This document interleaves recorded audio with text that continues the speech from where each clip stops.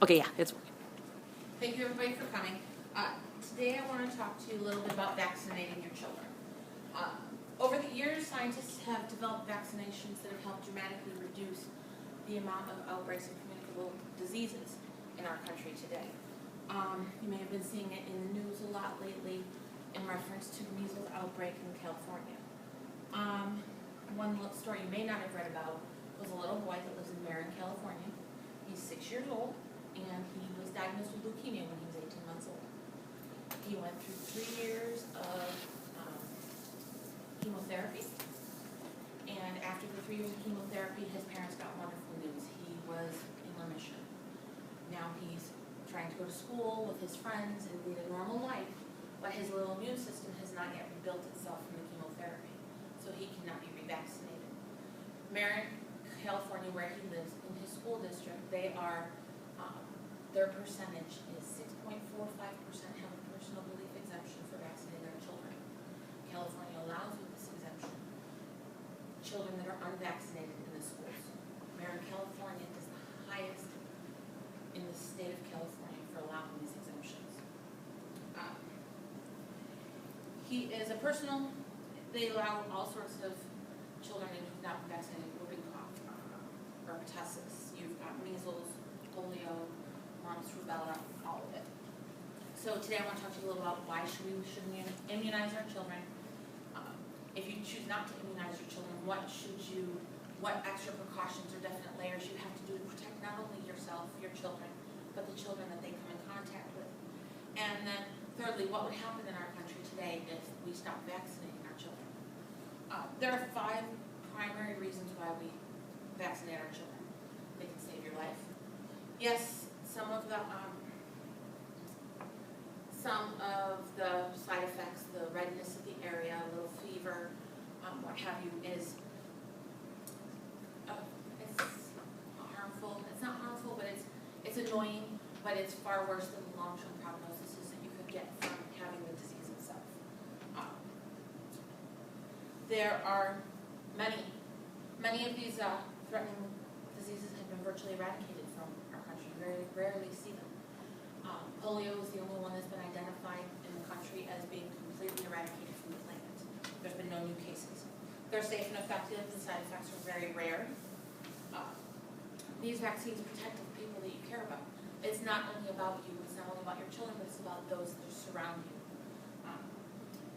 Vaccines also are a huge cost savings in the long run. You pay out for the shot, but in the same respect, then you turn around and you save on not having to take time off from work, expensive medical bills, long-term care if you develop severe side effects from the diseases. And then they protect not only you, but like I said, the ones that you love. Some people are confused when they hear the articles saying, but you know, the diseases are gone. You rarely see them, and as you'll see on the papers that I put out on the table here, you'll see the reduction from vaccinations, the reduction of how many cases and how many deaths per year there have been since 1950, showing the reduction. But while we have less and less outbreaks, that's because of the vaccinations. And some people get that confused and think that they do not have to vaccinate their children now because they're gone. So for an example, in 1974, Japan went ahead and they had an 80% vaccination rate for pertussis, or whooping cough. They went ahead, they had 373 cases and 0 deaths. So over the next 5 years, the amount of cases increased. They reduced the amount of, they reduced the amount of vaccinations that they gave, and 5 years later, they were up to 13,000 cases of whooping cough with 41 deaths. Vaccinating your child is very important for their safety, but if they're not vaccinated, there's many precautions that they need to take. Everywhere you go, you have to annotate and let them know that your child has not been vaccinated.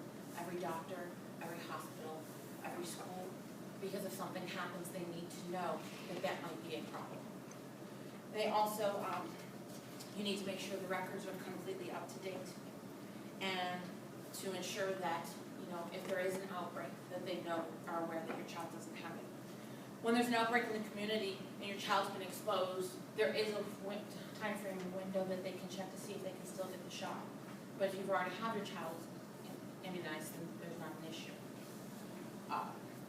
You can quarantine your child with that in our daily life.